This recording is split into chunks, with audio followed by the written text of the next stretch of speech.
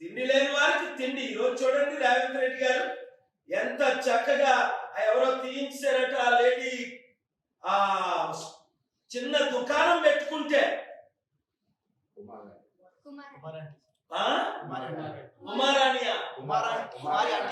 కుమారాంటీ అరే అందరూ వెళ్ళా కుమారాంటీకి డొనేషన్ చేయండి రా. వినండి, ఎక్కడుందో చెప్పండి, నేను కూడా వెళ్తా.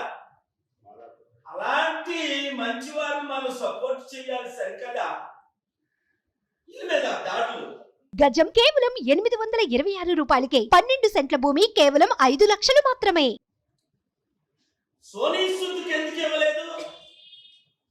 ఇంత పెద్ద యాక్టర్ కరోనాలో 1000 మందికి సపోర్ట్ చేశాడు. మన సత్తా మోదీకి చూపిద్దాం, మన సత్తా మోదీ తొత్తులకు చూపిద్దాం. చంద్రబాబు, జగన్, పవన్ కళ్యాణ్ తెలుగు సత్తా. ఎన్టీఆర్ అనుచరులందరూ రండి. అది చంద్రబాబు గది దొంగ, వెన్నుపోటు పొడిచే గది దొంగ.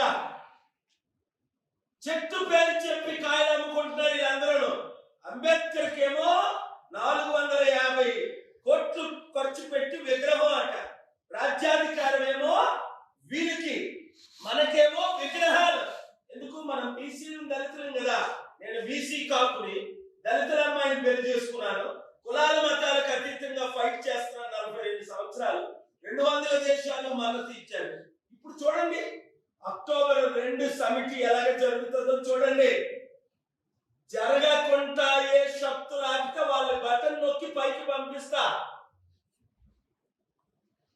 దేశంలో ఉన్న నెంబర్ 2 మంత్రి గారు నా ఫోన్ లోనే రేవంత్ రెడ్డి గారితో మాట్లాడారు, కంగ్రాచులేషన్స్ చెప్పారు, వెల్కమ్ చెప్పారు, వెల్కమ్ చేశారు. అది అందరూ కలిసి పని చేయాలి. 10 సంవత్సరాలు బంగారు తెలంగాణ, అప్పుల తెలంగాణ అయిపోయింది. ఇప్పుడు దాన్ని